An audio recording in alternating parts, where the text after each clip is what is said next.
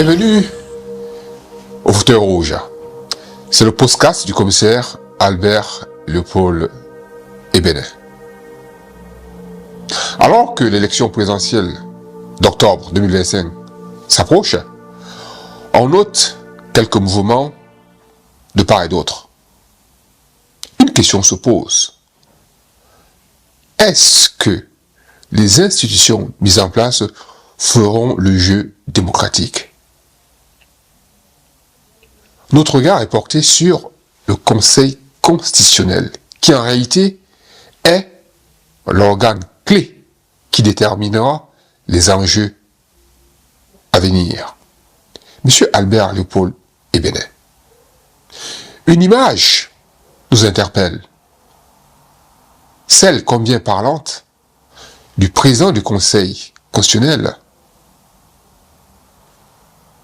célébrant sa nomination. Est-ce que ce monsieur peut défendre les intérêts de la justice ou alors défendre l'homme qu'il a nommé? Oui, monsieur Moda, la ruée vers l'usurpateur d'Etoudi a toute une symbolique. Nous nous observons et nous savons depuis que la vraie personne qui se cache derrière toute cette manipulation est Madame Chantal Biya. Elle croit pouvoir donner à Monsieur Ngongo cette visibilité d'homme qui rassemble, d'homme vers qui tout le monde se rue, un homme qui, parce que c'est ça la signification, qui est un homme qui a des épaules assez larges pour porter le Cameroun. C'est à dessein, parce que lorsqu'on analyse la situation, que ça soit politiquement parlant, on connaît qui sont les responsables du RDPC. Administrativement, ça aurait pu être le premier ministre, chef du gouvernement. Mais le fait d'imposer M. Ngongo est clair. Ceux qui doutent encore seront surpris le moment venu. Mais nous ne pouvons pas être surpris. Nous savons, nous observons et nous rions. C'est de la manigance tout simplement, M. Moda. Et la manigance en date, celle qui date d'hier, tout au moins, est l'arrivée des démissionnaires du FNSC. Le parti politique d'Issa Chiroma. C'est d'ailleurs surprenant que des gens à peine déclaré la création de leur parti soient déjà reçus au palais d'Etoudi, où règne le vrai maître, reçu par le vrai maître, comme pour aller faire allégeance. Ça n'a pas autre signification, M. Moda. Ils sont allés faire allégeance à M. Ngongo. Et ce qui est important également, c'est qu'après sa défection du parti d'Issa Chiroma, on a vu le très célèbre financier de ce parti, Yerima Dewa, tenir foule et tenir assemblée. Écoutez ce qu'il dit. D'ailleurs, il le dit en langue fulfulde, mais pour ceux qui le comprennent, il veut simplement dire que lui, il garde sa confiance et il reste le soutien de Paul Biya. Ça veut tout simplement dire, et ça je m'adresse à la jeunesse du Nord, du Grand Nord, je veux dire, que aujourd'hui, ils doivent ouvrir les yeux. C'est leur élite, une bonne partie de leur élite, ne se bat pas pour eux, ne se bat pas pour leur région, ne se bat pas pour le bien des populations du Grand Nord. Je le disais dans l'un de mes podcasts, effectivement, cette élite-là, à Yaoundé, on le sait, que avec un peu d'argent, elle vous vend le village et tous les habitants. Nous sommes là. Au moment où certains élites qui se sont trompés de chemin disent que là où nous sommes allés, là, ça ne va pas. Nos populations, nous ne sommes pas l'intérêt, nous ne sommes pas la priorité de ces gens. Issa Chiroma le dit d'ailleurs. Et aujourd'hui, malgré tout ça, des gens vont mendier. Et j'ai regardé un peu le regard, hein, j'ai suivi le regard de M. Salmana, regardant M. Ngongo. C'était à la limite une demande d'être nommé ministre. Ça faisait pitié. Et c'est ça la préoccupation.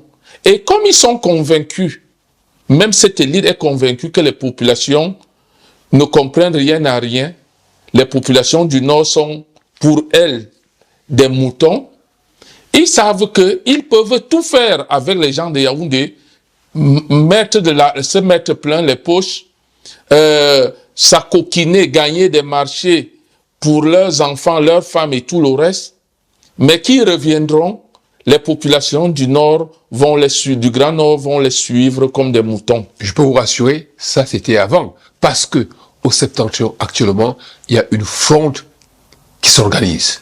Ça, c'est ce que nous souhaitons vivement, que la jeunesse du Grand Nord ouvre les yeux. Parce que quelqu'un comme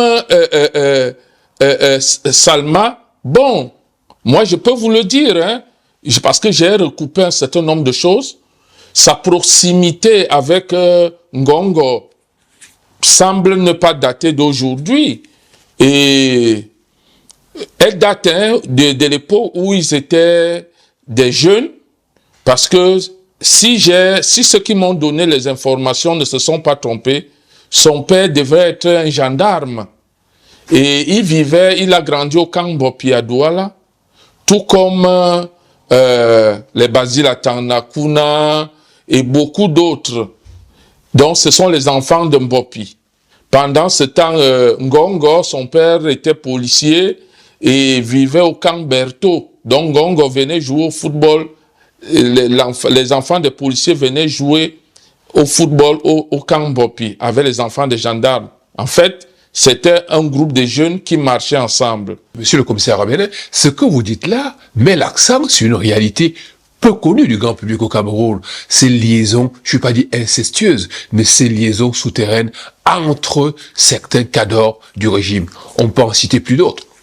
Vous avez quelques exemples? Oui, il y en a tellement. Je commencerai seulement par Monsieur Moda. Vous ouvrez là un pan que je ne saurais refermer si je me mettais à m'ouvrir à la population sur ce domaine. Dites-nous. Vous avez par exemple l'enfant de Grégoire Ouna, qui a épousé la fille de John Frundi. C'est pas vrai. Peut-être que vous ne le savez pas. Mais non. Bon, quand nous parlons, des gens diront, voilà, il est en train de descendre, et en plus de ça, bon, John Frundi étant... C'est des choses que les gens peuvent vérifier, M. Moda. Ça, vous ne le savez pas.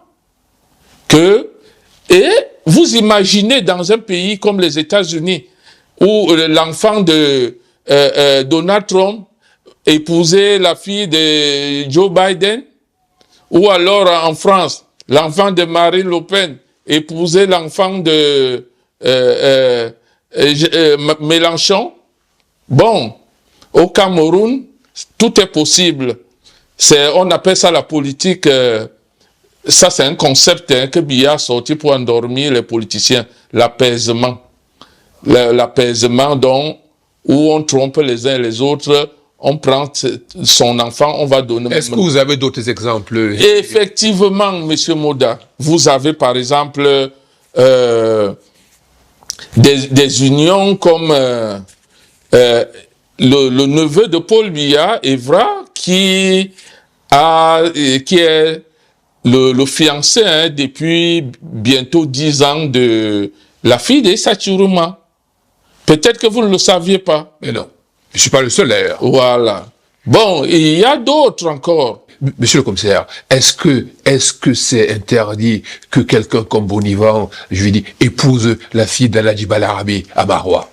Bon, tout ça, si c'est par amour, il n'y a pas de problème. Mais si c'est par calcul politique, il y a des gens qui vont en pâtir. Des gens qui vous soutiennent. Mais c'est pour densifier l'axe nord-sud. Bon, tout ça, c'est... On aimerait même encore que ça soit plus intense. Mais nous connaissons comment fonctionne le régime. Il se murmure d'ailleurs qu'à Paris, on a vu traîner l'enfant, Brenda Biya, avec une Camto. Ça, ça ne me surprendrait pas. Ça ne me surprendrait pas. Mais moi, je pense que dans ce genre de situation, il faut toujours être objectif. Et il faut être véridique. L'idéologie, un enfant qui grandit dans un milieu doit être formé en fonction de ce milieu. C'est vrai, on ne peut pas contrôler les enfants. Jusqu'à un certain âge, les enfants peuvent décider de poser, de devenir ce qu'ils veulent. Tout comme les sentiments. L'amour ne se contrôle pas. Mais le Cameroun a cette particularité d'avoir... En fait, rien n'est fait d'une manière saine.